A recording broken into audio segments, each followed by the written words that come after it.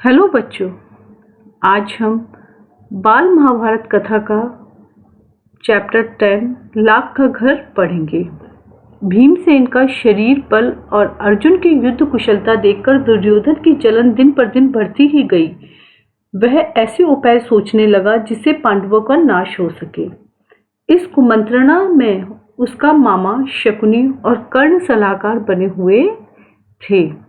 यानी जी की जो भीम था वह उसका वह बहुत बलवान था और अर्जुन युद्ध करने में बहुत ही कुशल थे। उनको हराना बहुत मुश्किल था।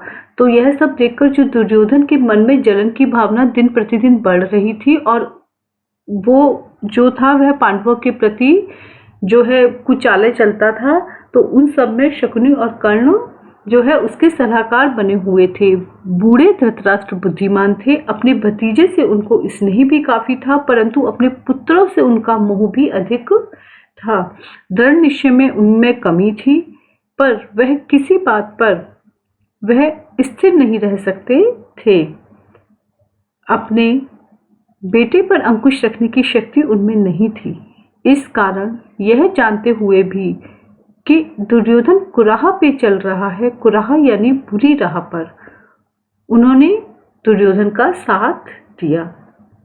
उधर पांडवों की लोकप्रियता दिनों दिन बढ़ती जा रही थी। चौराहों और सभा समाजों में लोग कहते कि राजगद्दी पर बैठने के योग्य तो युधिष्ठिर ही हैं।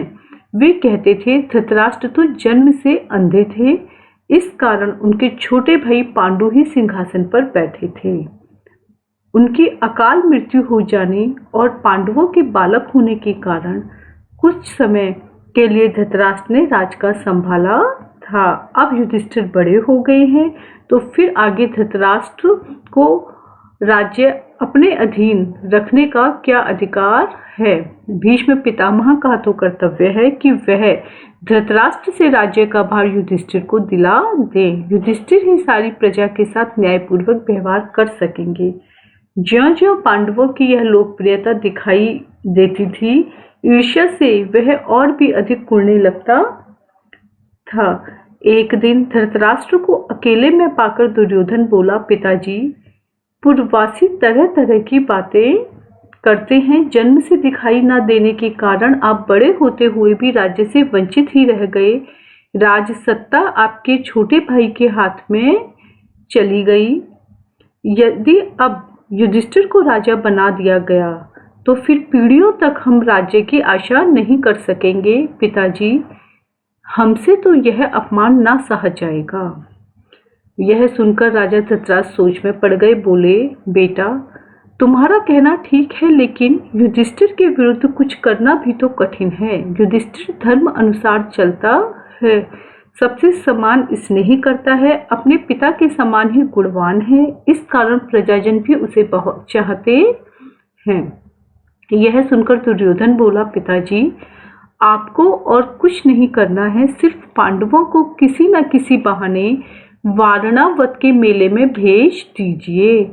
मैं आपको विश्वास दिलाता हूँ कि इतनी सी बात से हमारा कुछ भी नहीं बिगाड़ होगा।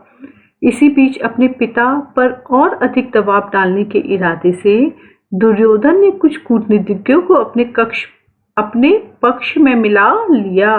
वे बारी बारी से धृतराष्ट्र के पास जाकर पांडवों के विरुद्ध उन्हें उकसाने लगे। इनमें कर्णिक नाम का ब्राह्मण मुख्य था, जो शकुनी का मंत्री था। उसने धृतराष्ट्र को राजनीतिक चालों का भेद बताते हुए अनेक उदाहरणों और प्रमाणों से अपनी दलीलों की पुष्टि की। अंत में बोला, राजन, जो ऐश्वर्यवान है वही संसार में श्रेष्ठ माना जाता है। यह बात ठीक है कि पांडव आपके भतीजे हैं, परंतु वे बड़े शक्ति संपन्न भी हैं।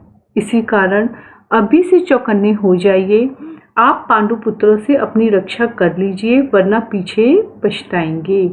कार्णिक की बातों पर धृतराष्ट्र विचार कर रहे थे कि दुर्योधन ने आकर कहा, पिताजी, आप अगर किसी तरह पांडवों को समझाकर वारणावत भेज देंगे तो नगर और राज्य पर हमारा शासन पक्का हो जाएगा।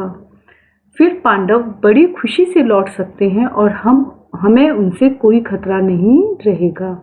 दुर्योधन और उसके साथी धृतराष्ट्र को रात दिन इसी तरह पांडवों के विरुद्ध कुछ ना कुछ कहते सुनाते रहते और उन पर अपना दबाव डालते रहते थे। आखिर धृतराष्ट्र कमजोर पड़ गए और उनको लाचार होकर अपने बेटों की सलाह माननी पड़ी। दुर्योधन के पृष्ठपोषकों ने वारणावत की सुंदरता और खूबियों के बारे में पांडवों को बहुत ललचाया।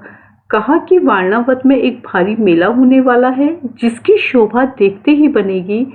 उनकी बातें सुन सुनकर खुद पांडवों को भी वारणावत जाने की उत्सुकता हुई। यहाँ तक कि उन्होंने स्वयं आकर धृतराष्ट्र से वहां जाने की अनुमति मांगी।